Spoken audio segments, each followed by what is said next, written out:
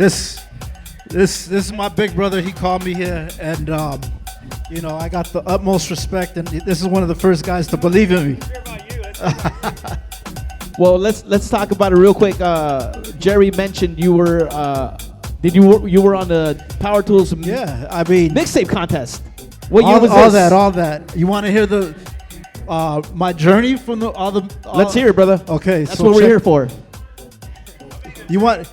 No. I need Gerry here first because he'll understand everything, right? So the first contest I entered didn't happen. The show got canceled. I entered it. We had a drive. I was still living in Watts, and it was me and my boy Mephisto. For those who know Mephisto, he's one of the OG hardcore DJs down with Omar Santana and everybody. And I didn't even know how to mix yet because I was, I think I might have been like maybe 13 years old. And I went to Mephisto's house to make the tape. He made one side and I made the other side of the tape. And there was a deadline. And we had to go drive it to Olive and turn the tape in. And we turned the tape in, and the show got canceled. But this was the dopest, excuse my language, this is the dopest shit ever though, because they said all the DJs' names on the radio station. I'm like 12 years old. Yeah, I was 12 because I was in 7th grade. I'm going to Southgate Junior High. I'm hanging out at Yuri's Records every day after school with Orlando and all them playing, video games. But to hear your name on the radio said by Gerry, I remember I was literally living where they made Menace to Society and all that. I want to say the show went to 4 o'clock in the morning during that time, right? 2 to 4. So think about it like this, right? You got some 12-year-olds hanging out. 12-year-old staying up till 4. Hanging out in the middle of the street where they made Menace to Society. And this is 93, right? So this is what, during the time they... exact post-riot. So the energy's different. And I hear my name on the radio said by Gerry Meraz. Man, that was the greatest feeling ever. Could have died that night, brother. I still feel that feeling right now. I still feel the chills. At 3 o'clock in the morning, you know what I mean? Just a bunch of little ghetto-ass kids. Gargamel, you were outside in the streets? Hell yeah, we were. 12 years old. That's why I'm trying to explain this to you guys. I'm trying to get... in the back of a Jeep Wrangler with the bazooka back there. I'm trying to explain. I'm trying to give you guys the picture of how it was on Kalmaya right there. Because you have to understand, like Linwood, Southgate, Watts, like all that areas, like the size of Whittier or like Long Beach, all put together, and the DJs coming out of there. I think Gerry was one of the few people who had. The connection with, because he was the one in the streets, because you had like Johnny Aftershock out there, Mr. Flashback, Dr. Cisco, and those guys during that era, 93, those guys were really the people. I don't care what anybody says, those guys were the people pushing the sound of what we called the underground. The underground, right, Gerry? And exactly, like those guys were the one, I didn't know anybody outside of that I didn't know any DJs outside of that, maybe besides the DJs who came before them, like Julio G, Tony G, like you were saying. And I want to ask you a question. Who do you think was the first person to come out with a house record in LA? Was he from LA? Gerry's saying Sabi Reyes. I want to say is Welcome to My Groove. Mellow Mayonnaise. Mellow Mayonnaise. Produced by Tony G. Produced by Tony G out of Southgate. Wake up. Wake up kind of housey. So, but that's what I consider. But he's my OG. So he says, "Wake up, stop," and so like that's all. We want to call it Sylvester. Sylvester out of Watts. That's out of Watts. Yes, sir. Yes, sir. So my point is all that energy coming out of that area, and then the hardcore, the techno coming out of there. That's how I met Omar Santana, was through my boys. Woo. Who I was saying, Mephisto and all those guys. Mephisto, hardcore Roger. So, but I met my connection with him was because he was producing freestyle. I'm going off on a tangent. I hear you, Gargamel. But hey, this is because no. So with all that was the first DJ contest going on. I moved to a city called Norwalk because they built the 105 freeway, and everybody from Watts, Compton, and all that moved to Norwalk. I don't even have real turntables yet. I'm on SLB 1200, the thumbs, belt drives, and I'm borrowing records. You have the music evolving from techno to what we call jungle, 94, 95. And you have techno, you have all these subgenres starting to come out.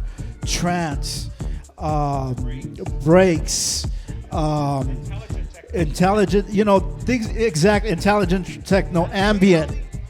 Or David Alvarado's favorite, armchair house. Yeah.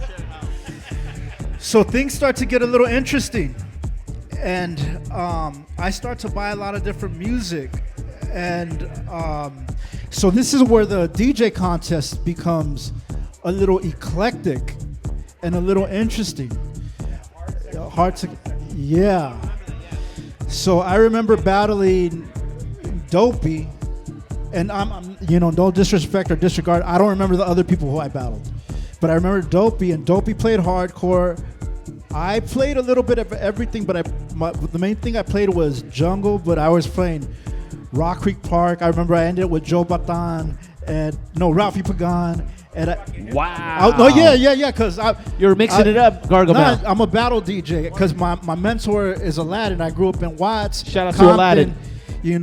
And those are the people who I came up under. Like you said, so this other thing in that battle, oh my God, I was so nervous because I was rocking on 05. If anybody who played at Power 106, I went in there, they had this monster ass mixer. That shit, it wasn't no Bozak or anything. What kind of mixer was that? You remember, Gerry, what kind of mixer it was? But you remember what I'm talking about. That thing was like, it was as big as this whole console. So I'm trying to scrap, man. That thing was not no 05, bro. Suave maybe remembers what that Power 106 mixer was. Suave in the house. But I was 16 years old and everybody else was like 40. You were the young blood, homie. It was, Delano, you remember what kind of mixer that was at Power 106 during like 96 or 97? Said it was a big ass mixer. It was a big ass dinosaur mixer. But it was. Was it a pyramid? Was it? It wasn't no Newmark. It wasn't it. No. No, it was big. It wasn't a Vestex. Yeah, it looked like a board. It looked exactly. Maybe Speedy K knows. So, what was it, brother? Speedy. It was a biamp. A biamp. It was a biamp. Speedy K was the assist. So I'm trying to cut on this biamp, bro. Oh my God. It looked like a mixing board, right? It looked like a mixing board. Gargamel, did it have a transformer switch? Bro, I'm 16 years old. I'm 16 years old at the time. Everything's big. Everything's big, bro. I'm 16 years old. Everything's big at 16. That's why I say I'm 16 years old. I'm battling 20-year-old. I'm battling 20-year-olds. They're 40-year-olds to me. You know what I mean?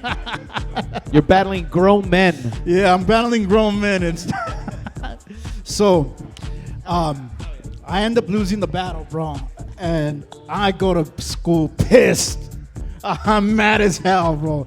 So it's like a boxer. What do? You go back and train harder. Yeah. So after that, you have this thing called World Records Battle. Rest in peace to Ism, Robert, my brother Mixo, and everybody who sponsored World Records. And that became a whole other thing because I know Jungle George, I know Suave. Suave, where are you at?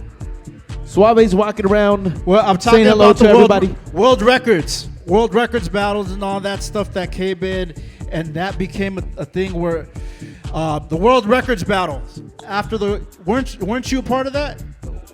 You were a judge for all that. So I'm saying that kind of like was something that popped off after the Power Tools battle. A lot of the people that entered the Power Tools DJ battles were in the World Records battles, but I felt that those battles were a little more intense. Hip hop, but hip hop more. But but there was two styles. There was because the mixing and the hip hop, but the mixing DJs, they were getting busy. Those guys were playing a lot of hard house, but they were getting busy. Cazal was in though, and all that. Shout out to Cazal. Yeah, didn't Cazal win one of those? But yeah, so that's what I remember. But one thing that I remember from Power Tools, I studied a lot of Power Tools tapes, and that's what helped me become Gargamel, shall I say, because this guy right here, I don't feel that he gets enough credit because, like he said, he was the curator, he was the producer, he was the person bringing in the DJs from people like Taylor, from Shorty out of New York, people like Oreo, Little Louis Vega. So like when people my experience is this: the sound that he was bringing and what people think about now, where everybody's like hard house. I didn't hear hard house like that on Power Tools. I heard it during the daytime. I'm not saying that you said it. I did. You're speaking. They said it. So I didn't hear that on Power Tools for myself. But everybody has their own experience. But what I heard was top-notch quality DJs during that time. I heard Paul Oakenfold on Power Tools during that time. That's why I'm saying this guy doesn't get enough credit for who he was reaching out to. I heard R.A.W. on there. I heard Doc Martin on his birthday in '93. I heard Dr. Cisco on there. We heard Joey Beltram, Eric Murillo, R.I.P. And let's say it like this, right? For kids who couldn't or didn't have access to going to clubs or whatnot, this was our exposure. Yeah. Because I hear a lot of people who say, "Oh yeah, I was at the Dome. I couldn't even make it to the Dome, bro. You were 12 years old, I wasn't brother. even of age, and I was out there. I was out in the streets, bro. Like I said, I was out there at 4:00 in the morning. You know what I mean? So like sometimes I'm like, bro, you weren't really out there like that. You're my age. You know what I mean? So, so I thank Gerry. I thank Tony. Yo, I got a story about Gerry. No. This is written. This is why I thank him. He's so real. I don't know if you remember. I was at Yuri's Records, right? And that's what these guys were hustlers, bro. I was at Yuri's, Orlando's right there. He comes in. Him, Tony B, and AJ Mora. They're pushing Understand, the white label, and the first House Nation.